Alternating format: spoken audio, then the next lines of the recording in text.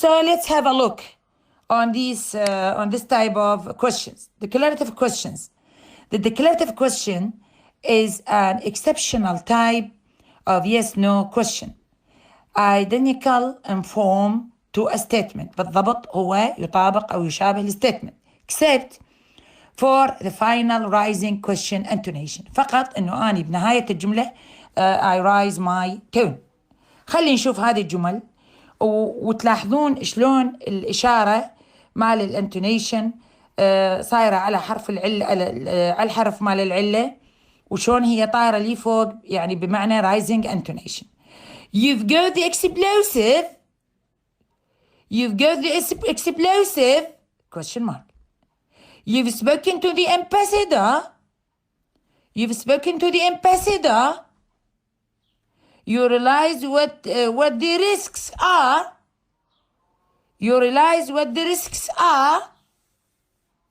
Boris will be there, I suppose. Boris will be there, I suppose. He didn't finish the race. He didn't finish the race. Notice the occurrence of I suppose. طبعا احنا بالجمل بالinterrogative ما نستخدم I suppose.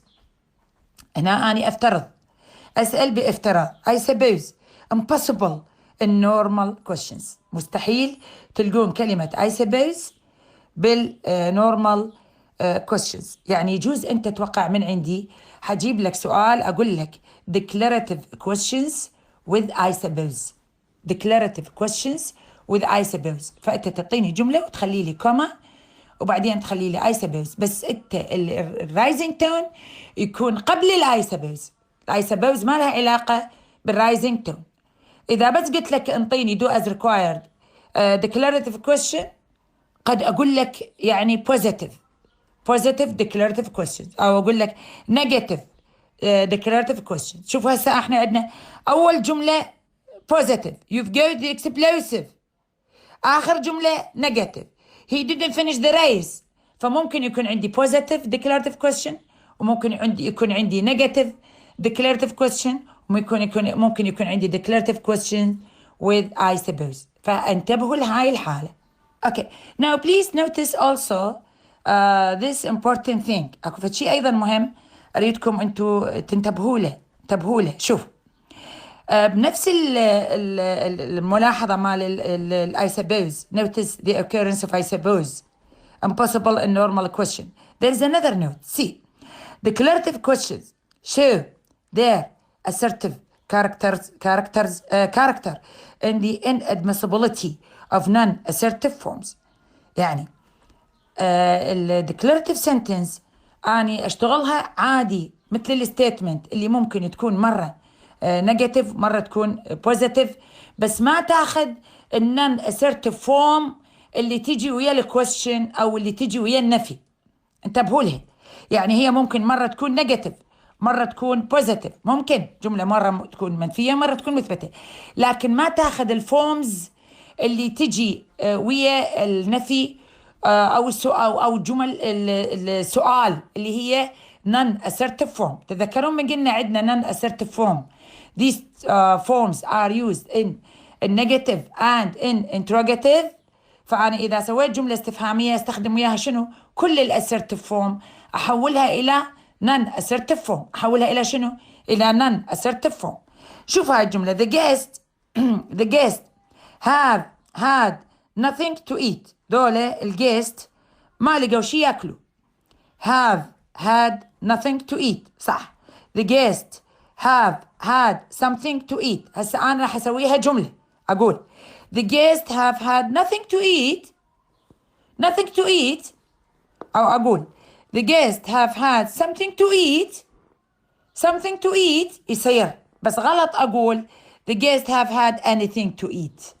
بمعنى أنتوا غيرتوا الجملة إلى الكويشنز، فتغيرت صارت لا هي question على وجه ونخلي الأوبريتر قبل الفاعل، ولا هي declarative وأخلي الفورمز مالتها الطبيعية موجودة بيها. من أحول الفورمز مالتها إلى الفورم اللي هي non-assertive راح تتغير عندي الجملة وتشتت، لا هي هيجي ولا هي هيجي. this one is unaccepted غير مقبولة. They are similar in force to type 1 بالقوة مالتهن راح تكون بنفس قوة type 1 or type 2 tag question قوتها بنفس type 1 و type 2 tag question زين except for a rather causal tone ما عدا انه احنا التون الاعتيادي which suggests that the speaker takes the answer yes or no as a foreground conclusion. ليش؟ لأن إحنا بالنمبر 1 و 2 عندنا الإكسبكتيشن نيوترال we are not sure. صح أنت راح تقول لي يابا مو هاي الجملة بالتاج كويشن بادية بوزيتيف راح أسوي الجواب مالتها ورا الكويشن مارك بوزيتيف، بس هو السبيكر ما يعرف. السبيكر من يسأل ما يعرف الإكسبكتيشن مالته نيوترال، ولهذا يعلي صوته. لكن من ينسي صوته هو يعرف. فلهذا انت بالديكلاراتيف كويشن نفس الستيتمنت ونفس الادوات اللي موجوده بيها سواء كانت nothing او something، بس لا تغيرها الى anything، لان هسه انت من غيرتها الى anything غيرتها للانتروجاتيف وهي مو انتروجاتيف.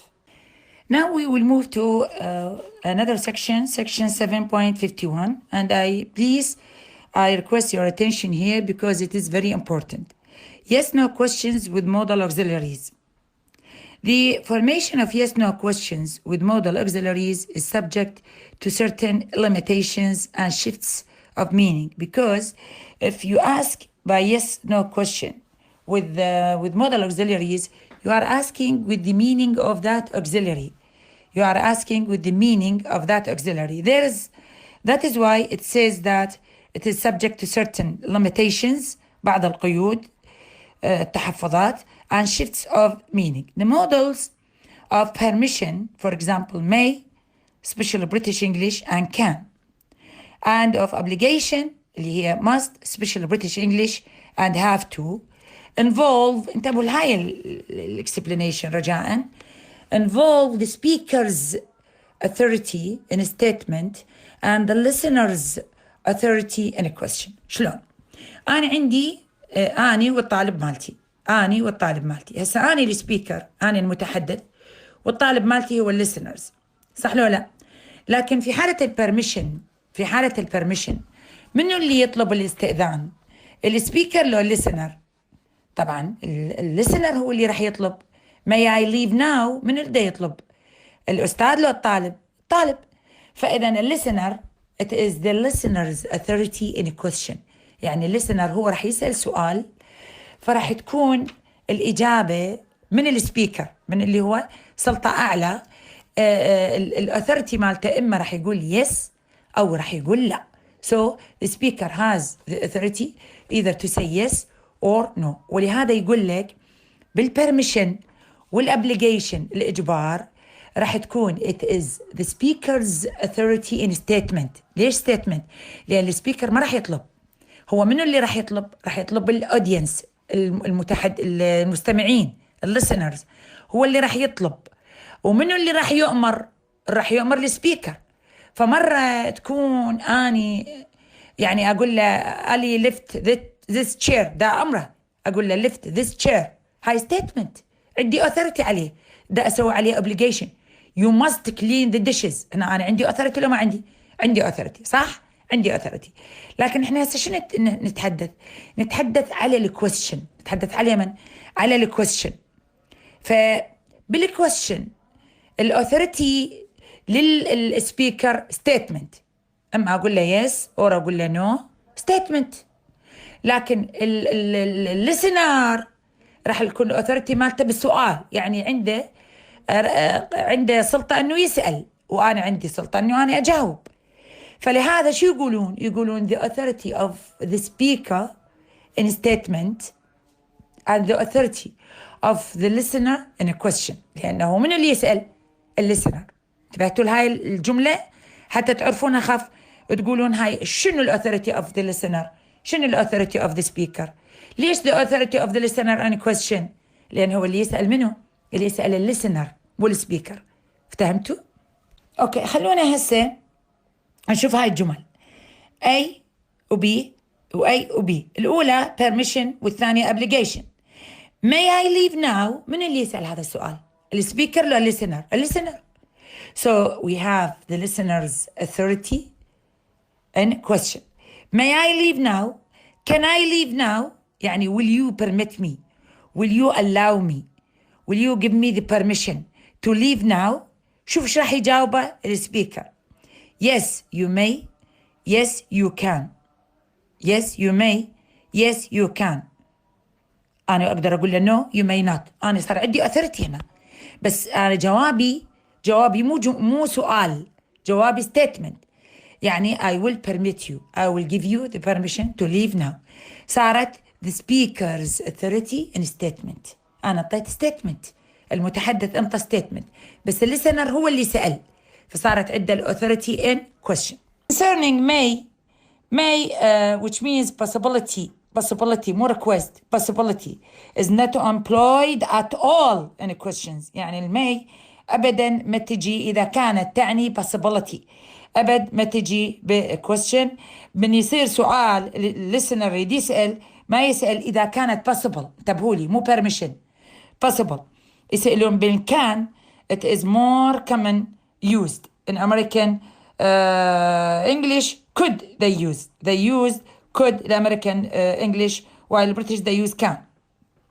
زين، فنقول can they have missed the bus? Could they have missed the bus؟ يعني is it possible for that they have missed the bus؟ هنا مو request. شوفوا، يعني اكو possibility انهم ما حصلوا الباص، انه يعني تأخروا ففقدوا الباص، بس الجواب مال السبيكر راح يكون بالمي اللي هي possible.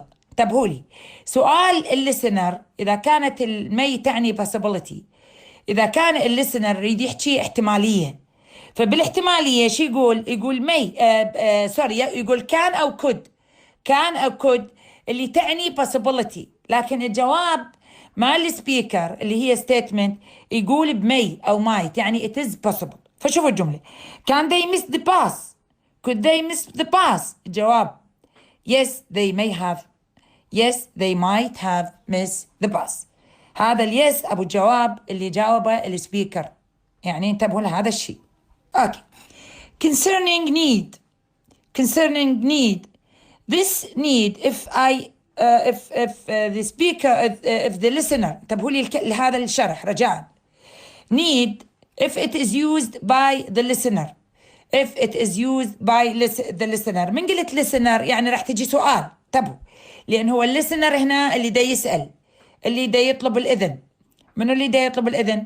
الليسنر أكيد، مو السبيكر، صح؟ فمن أريد أجاوب، من يريد ينطي الموافقة أو عدم الموافقة السبيكر، ما يقول له yes you need no you needn't، لا، يستخدم الكلمة اللي تشابهها بالإجبار اللي هي must أو have to. يستخدم السبيكر إذا الليسنر سأل بالنيد، إذا الليسنر سأل بالنيد السبيكر ما ينطي جواب بالنيد، يعني إذا انطى جواب بالنيد كأنما هي تأخذ منحى النفي، لأن هي بالحقيقة هي non assertive form، فما يستخدمها يعني أنت بحاجة إلى كأنما معناها non assertive.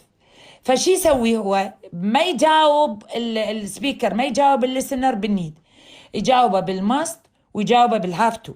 شوفوا هاي الجملة need it happen. طبعا هذه